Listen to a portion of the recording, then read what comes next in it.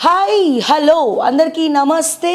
Welcome to okay TV నేను miss శ్రావ్య ముందుగా okay TV ప్రేక్షకులందరికీ శుభోదయం గరం ఛాయ్ వార్తలకు స్వాగతం సో ముఖ్యంగా హ్యాపీ సండే ఎవరికి హ్యాపీ సండే హ్యాపీగా ఉన్న వాళ్ళకి కానీ మా నిరుద్యోగులు హ్యాపీగా ఉన్నారా తెలంగాణలో లేరు నిన్న సాయంత్రం రేవంత్ రెడ్డి గారు చేసినటువంటి ఏవైతే కమెంట్స్ ఉన్నాయో ఆ కమెంట్స్కి అట్టుడికిపోయింది విద్యార్థి లోకం నిరుద్యోగ లోకం అని చెప్పుకోవాలి తెల్లవారుజామున 4 వరకు రాత్రంతా రోడ్ల మీదకి వచ్చి నిరసన వ్యక్తం చేసిర్రు గ్రూప్ 2 గ్రూప్ 3 పోస్టులు పెంచమని అలాగే పోస్ట్పోన్ చేయమని సమయం ఇవ్వమని అశోక్ నగర్ చౌరస్తా ఆర్టీసీ క్రాస్ రోడ్స్ దగ్గర వాళ్ళు నిరసన తెలియజేస్తే డౌన్ రేవంత్ రెడ్డి అని దిల్సుఖ్ నగర్లో డిఎస్సి ఆస్పిరెంట్స్ పోస్ట్పోన్ చేయమని అక్కడ నిరసన తెలియజేయడం జరిగింది నేను రాత్రి మేము కూడా అక్కడే ఉన్నాము అందుకే ఈరోజు మార్నింగ్ న్యూస్ కూడా కొద్దిగా లేట్ అయింది నేను నైట్ అంతా కూడా కొద్దిగా 1 వరకు కూడా మ్యాక్సిమం మోస్ట్లీ అక్కడే ఉండి మేము వెళ్ళడం జరిగింది ఇమీడియట్గా విషయం తెలుసుకొని ముఖ్యంగా రేవంత్ రెడ్డి గారికి నేను 2 ప్రశ్నలు అడగాలని అనుకుంటున్నా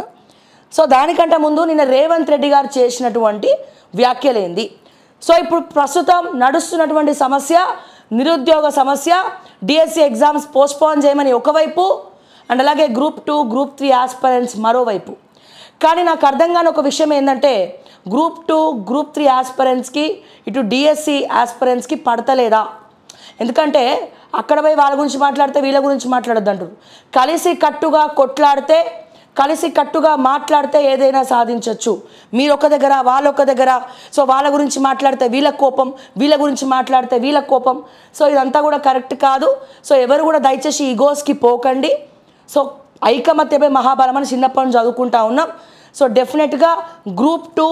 గ్రూప్ 3 46 జీవో అండ్ అట్లనే డిఎస్సి ఎగ్జామినేషన్ పోస్ట్పోన్ వీటన్నిటి వల్ల కూడా తెలంగాణ రాష్ట్రంలో గొడవలు అవుతూ ఉన్నాయి ముఖ్యంగా నిరుద్యోగ యువతలు ఎవరైతే ఉన్నారో ఇదే అశోక్ నగర్ సాక్షిగా గ్రూప్ 2 గ్రూప్ 3 ఎగ్జామ్స్ గురించి రాహుల్ గాంధీ వచ్చి అశోక్ నగర్లో కూర్చొని వాళ్ళందరినీ కూడా మచ్చిక చేసుకొని పోయిండు ఇక్కడ నేను ఒక క్వశ్చన్ అడుగుతా రేవంత్ రెడ్డి గారిని అడుగుతున్నా రాహుల్ గాంధీ గారిని అడుగుతా ఉన్నా సో ఒకసారి ఫస్ట్ రేవంత్ రెడ్డి గారి వ్యాఖ్యలు విన్న తర్వాత ఎందుకంటే ఈరోజు పేపర్లో ఎక్కడ కూడా నేను రాత్రి జరిగినటువంటి నిరుద్యోగ నిరసన గురించి ఏ పేపర్ కూడా రాస్తలేదు సో దానికంటే ముఖ్యమైనటువంటి అంశం ఇది కాబట్టి సో ముందుగా నేను దీని గురించే మాట్లాడతా ఒకసారి మనం చూసినట్టయితే నిన్న రేవంత్ రెడ్డి గారు ఏం వ్యాఖ్యలు చేసినారు అనేది ఒక్కసారి మనం చూద్దాం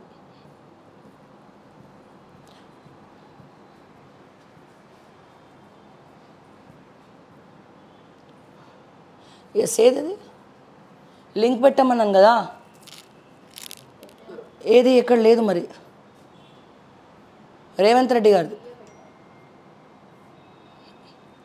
ఎస్ ఇక్కడ చూస్తే ఇది నిన్న సాయంత్రము మన తెలంగాణ 2వ ముఖ్యమంత్రి అయినటువంటి అనుమూల రేవంత్ రెడ్డి గారి నోటి నుంచి వచ్చినటువంటి విలువైన ముత్యాలు సో ఈ ముత్యాలు ఏం మాట్లాడుతూ ఉన్నారు మనం దీనికి కౌంటర్ ఏమి ఇవ్వాలనేది ఒకసారి మనం చెప్తాం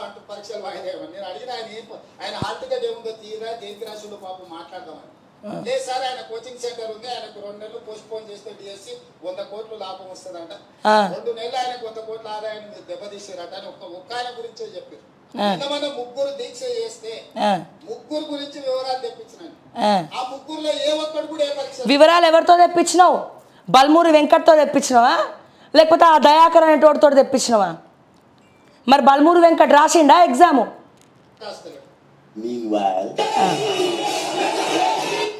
ఇగో దీనికంటే ముందు ఒకసారి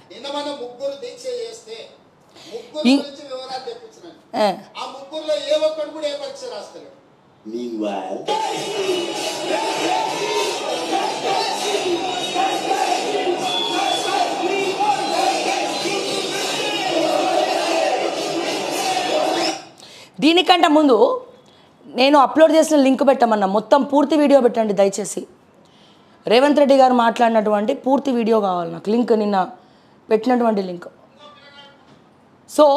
మన దాంట్లో అప్లోడ్ అయింది చూడండి సో దాంట్లో రేవంత్ రెడ్డి గారు ఇది మాట్లాడారు ఇది మాట్లాడిన తర్వాత ఇంకో డైలాగ్ కూడా మాట్లాడడం జరిగింది ఎందుకంటే నేను మాట్లాడలేదు అంటారు కదా మీరు అంటారు కదా సో దీన్ని తప్పు పట్టే అవకాశం ఉంది కదా ఒక్కసారి ఇది చూడండి, ఒకసారి పూర్తి వీడియో చూడండి.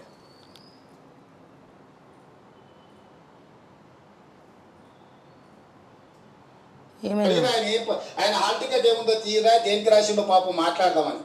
లేదు సార్ ఆయన కోచింగ్ సెంటర్ ఉంది, ఆయనకు 2 నెలలు పోస్ట్ పోన్ చేస్తే డిఎస్సి 100 కోట్లు లాభం వస్తుందంట,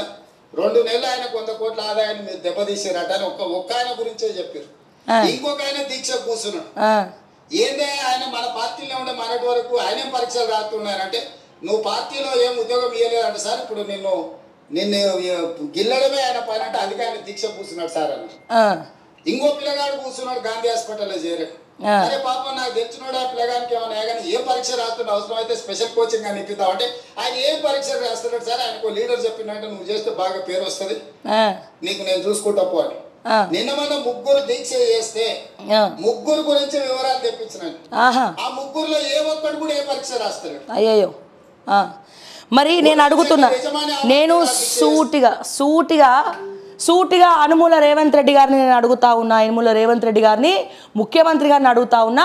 మరి మీరే పరీక్ష రాశారని చెప్పి గతంలో విద్యార్థులను రెచ్చగొట్టారు. రాహుల్ గాంధీ ఏ పరీక్ష రాశాడని చెప్పి అశోక్ నగర్కి పోయి కూర్చున్నాడు, వాళ్ళతో చిట్ చాట్ చేశాడు. తీయండి మీ అప్లికేషన్లు, రేవంత్ రెడ్డి అనే నేను అని చెప్పి ప్రమాణ స్వీకారం చేసినావు కదా రేవంత్ అన్న.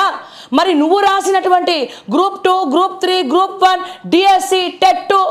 ఏ ఒక్కటన్నా ఎగ్జామ్ రాసిందమా? ఏ ఒక్క ఎగ్జామ్ రాయకుండా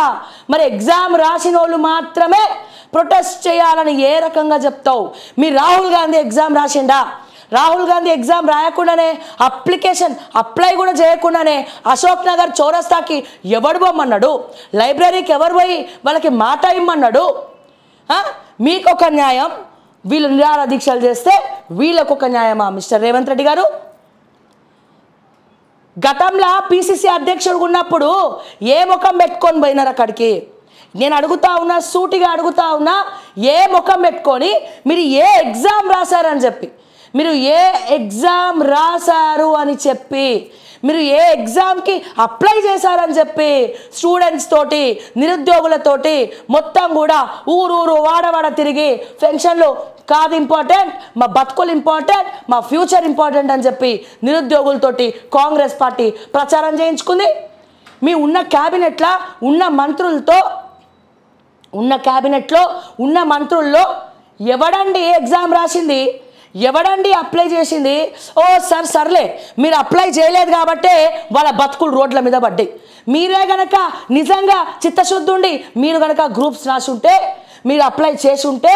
వాళ్ళ విలువ ఈ రోజున రేవంత్ రెడ్డి గారికి, టోటల్ క్యాబినెట్కి, కాంగ్రెస్ పార్టీకి, బల్మూరి వెంకట్కు తెలుస్తుండే.